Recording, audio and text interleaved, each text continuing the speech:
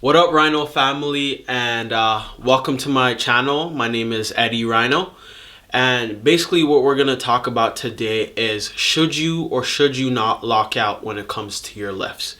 And by lockout, I mean should you fully extend and lock out the elbow like this, or should you leave it slightly like this? Okay, so this is like a big debate with a lot of people. Like if you just like literally search up should you or should you not lock out on YouTube, you'll find so many videos talking about it and so many different opinions that talk about it. For me, this is something that I dealt with for a long time. This is something that I struggled with for a long time, and I wasn't sure exactly like what to do in terms of should I or should I not lock out. I've tried both. Like there was a time where I was literally just always locking out on every left and doing all of that. And what I came to find out was when you're constantly locking out on every lift, you start to like develop like elbow pain and like elbow issues.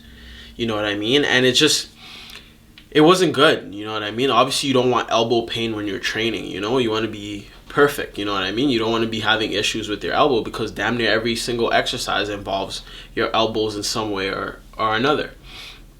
So yeah, like I pretty much tried to lock out I was locking out every single lift for the longest time, and then I was developing like the elbow pain and stuff like that.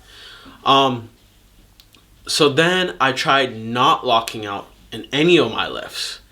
And the problem with that as well is when you're doing like the powerlifting movements, like, you know, bench, squat, deadlift, I'll even add like shoulder press in there, and you're dealing with heavy poundages, heavy weight, you know, weights that you can do maybe like 5 or less reps, then you want to have like that break at the top. Like for example, like if you're doing like a bench press and you're here and then the weight is getting heavy and you want to catch your breath, you're not going to be able to catch your breath if you just go like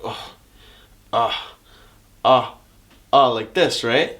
It would be much better and smarter to go down here and then fully lock out, catch your breath, and then draw the air back into your belly and then go for your next rep, right? You see what I'm saying? Same thing with a squat.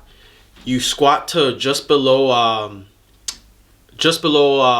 parallel, and then you're not gonna just come up and without locking out your knees, right? You're gonna, and especially if the weight is heavy, you're gonna, you know, gather yourself, air into the belly, and then do it again, right? So yeah, when it comes to the powerlifting movements, the squat, bench, deadlift, shoulder press, I suggest that you do lock out in those movements because that's important, right? It gives you the time to gather yourself and then go for your next couple of reps. Now, if we're talking about like more bodybuilding movements, like for example, like tricep rope pushdowns, or what's another option? Dumbbell seated shoulder press. With those type of movements, you don't have to lock out. It makes no sense and the reason you don't lock out is because it keeps constant tension on the muscle and it allows you to not rest. So yeah, for example, when it comes to like a dumbbell shoulder press, I'm here and then I go up and then I just go just shy of lockout and then I come down. This is way harder in terms of like your body building movements, and way better in terms of like keeping constant tension on the muscle, because that's the whole point of bodybuilding, right? Is to build as much muscle as possible into a specific region, right? So if I just do this and then I go just shy of lockout and then come back, this is so much more efficient than lockout, boom, lockout, boom. It's not a powerlifting movement, so you don't really need to do that. The only time in bodybuilding that I would say that you should lock out is if you're taking a rest. Like let's say you've done like a lot of reps. Let's say you're doing like a lat pull down, right? And you're here, and then you bring it here, and then you squeeze your back, and then you've done like, let's say like 11 reps and you're going for 15 and you're getting fatigued, then you could lock out to gather yourself and rest for a second, and then go right back into it without locking out, just like that. So that pretty much sums up everything that I wanted to say about this topic. It's something that has like been bothering me for the longest time.